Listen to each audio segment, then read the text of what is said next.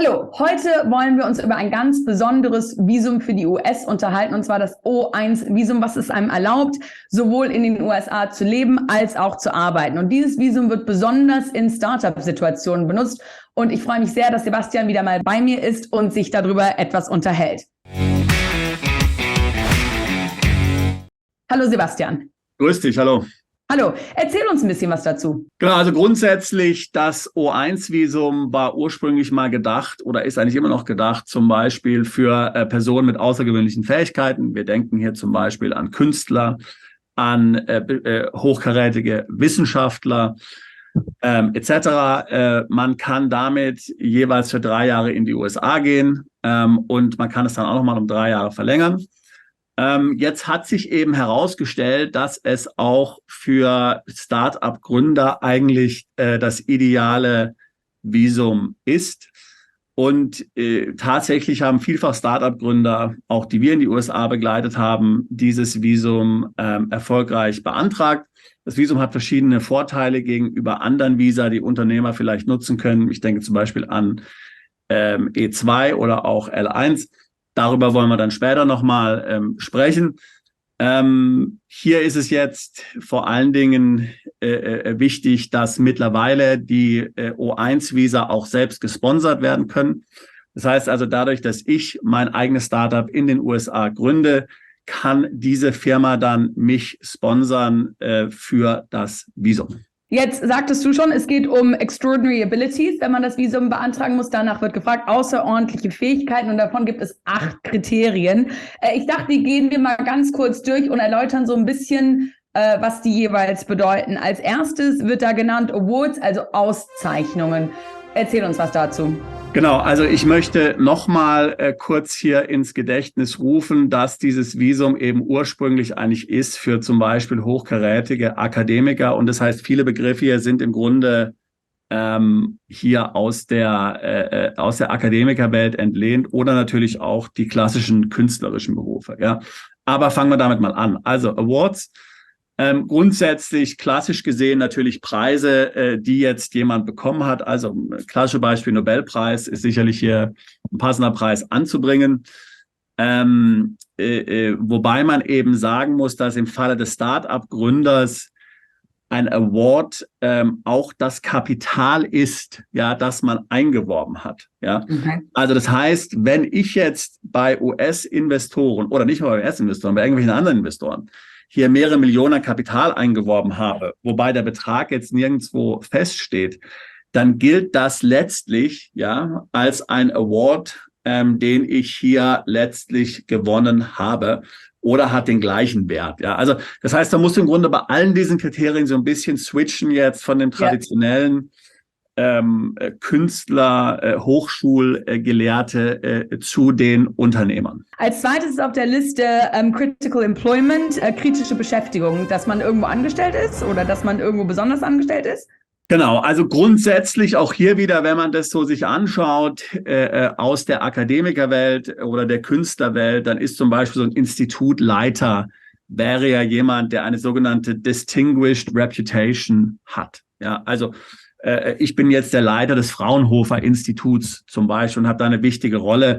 Das wäre so die klassische, eigentlich die klassische Position. Ja.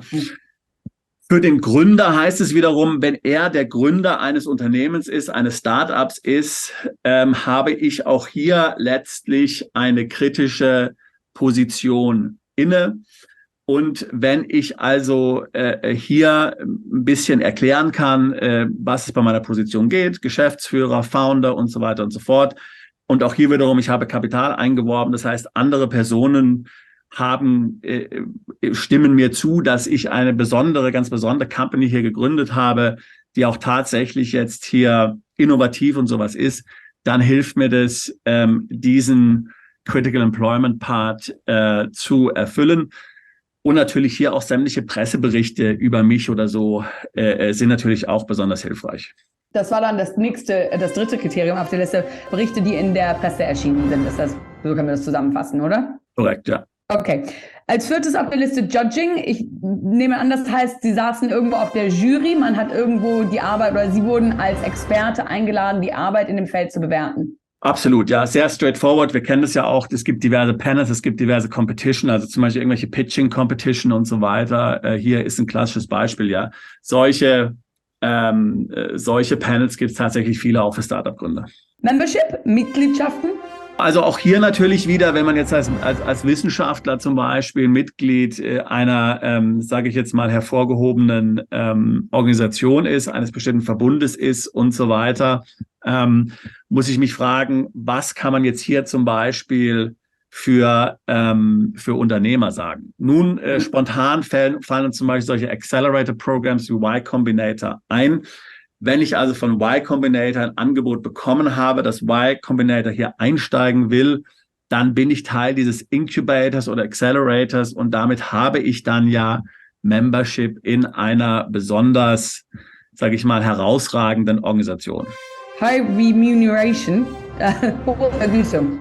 Genau, auch hier, das ist jetzt ja relativ einfach als Startup-Gründer. Wenn ich eben ein entsprechendes hohes Gehalt bekomme, kann ich hier diese Kategorie in Anspruch nehmen und kann zeigen, dass ich hier überdurchschnittlich viel verdiene.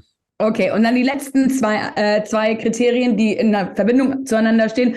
Scholarly Articles, also wissenschaftliche Veröffentlichungen und Original Contributors, ursprüngliche Mitwirkende. Genau, also auch hier sehen wir natürlich wieder einen starken Hang hier zu Wissenschaftlern, wo natürlich hier wissenschaftliche Artikel in anerkannten Publikationen ein sehr wichtiger Teil sind, auch im Peer-Review-Prozess. Also zunächst ist natürlich auch denkbar, dass jemand, der ein Startup-Gründer ist, je nachdem, was dieses Startup ist, an so einem Artikel mitschreibt. Es muss jetzt ja nicht unbedingt für ein wissenschaftliches Magazin sein, das kann auch irgendwas anderes sein, Harvard Business Review oder irgendwie sowas, ja. Also das heißt, es ist durchaus vorstellbar, dass hier Gründer auch solche Artikel mitschreiben. Das lässt sich sicherlich organisieren. Jetzt, die Krux an der Sache ist, man muss nicht nur 1, sondern muss 3 dieser Kriterien gleichzeitig erfüllen. Wie schwierig ist das denn? Erzähl uns so ein bisschen was zu dem Antragsprozess. Ich halte es für absolut realistisch. Wir sind jetzt ja die einzelnen Kategorien durchgegangen. Die meisten Startup-Gründer werden hier 3 dieser Requirements erfüllen können. Und wenn sie jetzt nicht erfüllen, dann kann man relativ schnell dafür sorgen, dass man sie eben erfüllt. Ja, also wir haben ja schon gesagt, meinetwegen, es fehlt noch 1. Dann schaue ich halt, dass ich irgendwo bei einem Judging-Panel jetzt dabei bin oder ich versuche einen Artikel oder irgendwie so zu veröffentlichen. Ja, also im Grunde genommen, hier gibt es oftmals Möglichkeiten, selbst wenn ich noch nicht alle Kategorien erfülle, hier kurzfristig dennoch dafür zu sorgen, dass ich eben 3 erfülle. Wichtig ist auch beim O1, dass ich Referenzschreiben bekomme.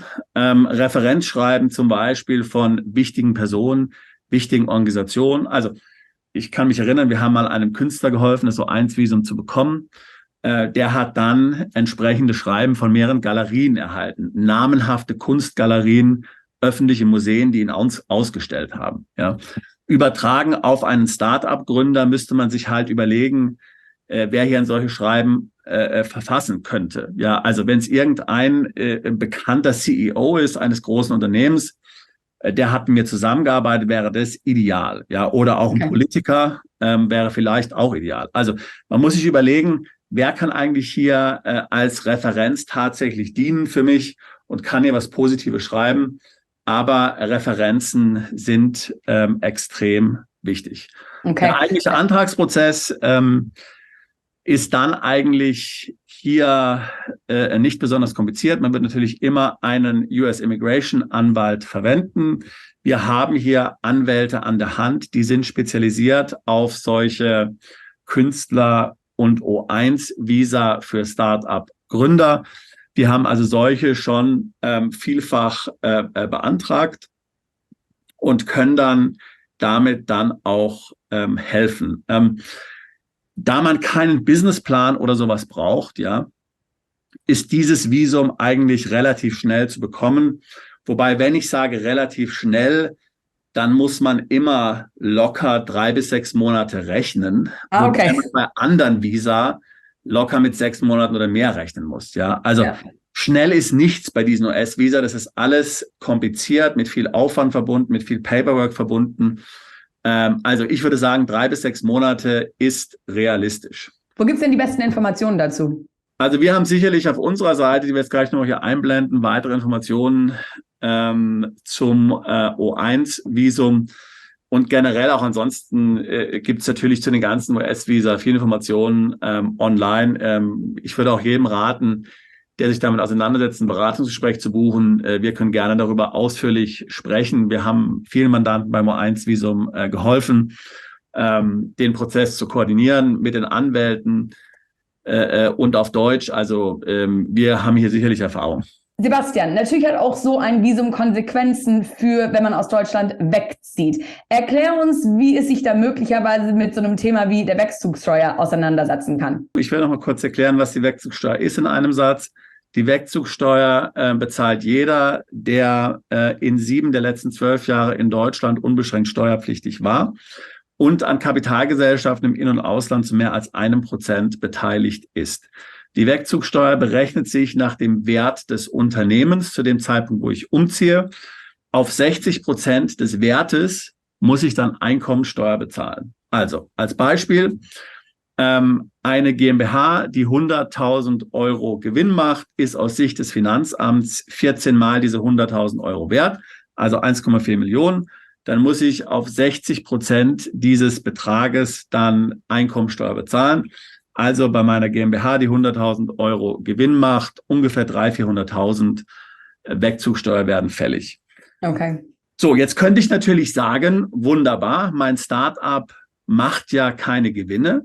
Damit ist es in den Augen des Finanzamts nichts wert. Da muss ich keine Wegzugsteuer bezahlen. Das ist definitiv nicht so. Die Ertragswertmethode ist nur eine subsidiäre Bewertungsmethode. Das heißt, sie wird im Grunde nur angewandt, falls keine anderen Bewertungsmöglichkeiten und keine andere Bewertungsgrundlage vorhanden ist. Wenn ich natürlich bei meinem Start-up hier ein Investment habe von einem externen Investor, der mein Unternehmen bewertet auf 10, 15, 20, 30 Millionen, dann wird auf diesem Betrag die Wegzugsteuer fällig. Ja, das heißt, ganz wichtig für alle, die planen, mit O1-Visum in die USA zu gehen als Startup-Gründer, auf jeden Fall Deutschland verlassen, bevor der externe Investor eingestiegen ist bei dem Unternehmen. Ansonsten wird die Wegzugsteuer in voller Höhe fällig. Ja? Okay. Möglicherweise bedeutet dies, dass man zunächst mal noch ins anderweitige Ausland umziehen muss. Denn man kann ja möglicherweise erst in die USA umziehen, nachdem man das Investment erhalten hat. Erst dann bekommt man möglicherweise das Visum. Daher macht es Sinn, wenn mein Startup also noch sehr wenig wert ist, ja, ein paar Pfennige letztlich, sage ich jetzt mal, oder ein paar Cent, ja, dann ins Ausland umzuziehen, kann überall ins Ausland sein. Ich bin ja dann nur für relativ kurze Zeit. Und da dann letztlich die Kapitalerhöhung durch den Investor abzuwarten, bevor ich dann das Visum für die USA beantrage, dann wird keine Wegzugsteuer fällig. Vielen, vielen Dank, Sebastian. Jetzt noch abschließend, das O1-Visum ist natürlich nur eins von Business-Visen, die man benutzen kann. Was ist der Vorteil dieses Visums? Was sind die möglichen Nachteile? Genau, also es gibt natürlich auch noch andere Business-Visa. Wir denken jetzt gerade nur an das L1-Visum oder auch das E2-Visum. Der Vorteil des O1-Visum ist also vielfältig. Zum einen mal ist es einfacher. Ich brauche keinen Businessplan. Ich brauche kein Investment, was ich dort machen muss. Beim L1-Visum ist zum Beispiel vorgeschrieben, dass ich in Deutschland eine gewisse Unternehmensgröße bereits habe, bevor ich das Visum beantragen kann. Auch dies ist nicht notwendig. Ich habe also hier verschiedene Vorteile, die durch das O1-Visum gegeben sind. Das O1-Visum ist auch ein sogenanntes Dual-Intent-Visum. Das heißt, ich kann, wenn ich möchte, dann auf die Green Card switchen. Das geht natürlich auch beim L1-Visum. Beim E2-Visum geht es wiederum nicht so einfach. Ja. Also hier unter allen Strichen, das O1-Visum ist letztlich die einfachste und die schnellste Methode, hier das Visum für die USA zu erhalten. Und die Anforderungen unter der Annahme, dass ich das externe Investment habe und so weiter und so fort, sind eigentlich für jeden Start-up-Gründer erfüllbar. Super. Vielen Dank, Sebastian. Bist du Unternehmer, Freiberufler oder Investor? Zieht es dich schon lange ins Ausland? Mach heute den ersten konkreten Schritt in eine Zukunft mit mehr Geld und mehr Freiheit. Buche ein Beratungsgespräch mit Sebastian und seinen Kollegen. Unsere Kanzlei unterstützt Mandanten wie dich dabei, deine Steuerlast legal zu reduzieren, Vermögen aufzubauen und zu schützen und deine persönliche Freiheit zu maximieren. Profitiere jetzt von unserem Fachwissen und unserem Netzwerk. Gehe zu mandatierung.com und werde Mandant unserer Kanzlei.